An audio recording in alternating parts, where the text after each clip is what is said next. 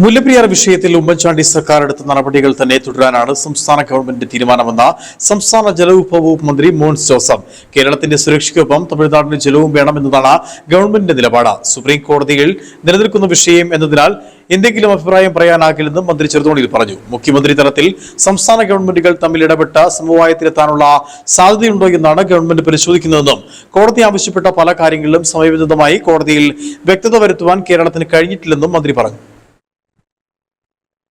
പുതിയ ഗവൺമെൻറ് അധികാരത്തിൽ വന്ന ശേഷം മുല്ലപ്പെരിയാറുമായി ബന്ധപ്പെട്ട വിഷയങ്ങൾ പ്രാഥമികമായി വകുപ്പ് തലത്തിൽ ജലവിഭവ വകുപ്പ് ചർച്ച ചെയ്യുകയുണ്ടായി. നിലവിലുള്ള സാഹചര്യങ്ങളെല്ലാം വകുപ്പ് പരിശോധിച്ചിട്ടുണ്ട്. തമിഴ്നാട് ഗവൺമെൻറ്റിൻ്റെ തലത്തിൽ അവരുടേതായിട്ടുള്ള വാദമുഖങ്ങൾ അവർ ഉന്നയിക്കുന്നത് പുതുതായി ശ്രദ്ധയപ്പെട്ടിട്ടില്ല.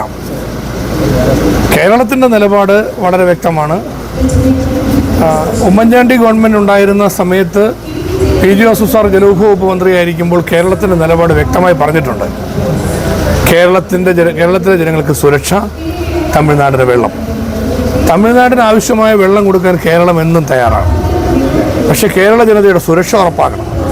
അപ്പോൾ ഇന്ത്യയിലെ രണ്ട് സംസ്ഥാനങ്ങൾ, അതുകൊണ്ട് സുപ്രീം കോടതിയുടെ പരിഗണനയിൽ നിൽക്കുന്ന വിഷയം എന്ന നിലയിൽ സുപ്രീം കോടതിയെ ഇക്കാര്യങ്ങൾ വീണ്ടും ബോധ്യപ്പെടുത്തി കേരളത്തിൽ ഒരു മുല്ലപ്പെരിയാറിൽ കേരള ജനതയ്ക്ക് വേണ്ടി ഒരു പുതിയ ഡാം നിർമ്മിക്കുക എന്നത് തന്നെയാണ് സംസ്ഥാന ഗവൺമെൻറ്റിൻ്റെ നിലപാട്. പക്ഷേ ഒരു അഭിപ്രായ സമന്വയം ഇക്കാര്യത്തിൽ ആവശ്യമാണ്. അതുകൊണ്ട് ഇപ്പോൾ രണ്ട് സംസ്ഥാനത്തും പുതിയ ഗവൺമെൻറ്റുകൾ അധികാരത്തിൽ വന്നിരിക്കുകയാണ്. അപ്പോൾ കേരളത്തിൽ ബഹുമാന്യനായ മുഖ്യമന്ത്രി ശ്രീ വി ഡി സതീശൻ്റെ നേതൃത്വത്തിൽ മന്ത്രിസഭയും സർക്കാരും ഈ വിഷയം പ്രത്യേകം പരിശോധിക്കും. മുഖ്യമന്ത്രി ഇപ്പോൾ ബഡ്ജറ്റ് അവതരണത്തിലേക്ക് വരികയാണ്. 19-ാം തീയതി പുതിയ ബഡ്ജറ്റ് വരികയാണ്. ബഡ്ജറ്റ് അവതരണത്തിന് ശേഷം മുഖ്യമന്ത്രിയുടെ സാന്നിധ്യത്തിൽ ഇക്കാര്യങ്ങൾ സംബന്ധിച്ച് പ്രത്യേകമായ പരിശോധനയ്ക്ക് ഞങ്ങൾ തയ്യാറാവും. ഗവൺമെൻറ് ഇക്കാര്യങ്ങൾ പരിശോധിച്ച ശേഷം സുപ്രീം കോടതിയെ കാര്യങ്ങൾ ധരിപ്പിക്കും. അപ്പോൾ വകുപ്പ് തലത്തിൽ പരിശോധിച്ചപ്പോൾ സുപ്രീം കോടതി കേരളത്തോട് ആവശ്യപ്പെട്ട ചില കാര്യങ്ങൾ കഴിഞ്ഞ ഗവൺമെൻറ്റിൻ്റെ സമയത്ത് വേണ്ടതുപോലെ സുപ്രീം കോടതിയിലേക്ക് മറുപടി കൊടുത്തിട്ടില്ല. സുപ്രീം കോടതിയിൽ നമ്മൾ തൃപ്തികരമായി ചെയ്തു തീർക്കേണ്ടതായ ചില കാര്യങ്ങൾ കൂടി ചെയ്തു തീർക്കാനുണ്ട്.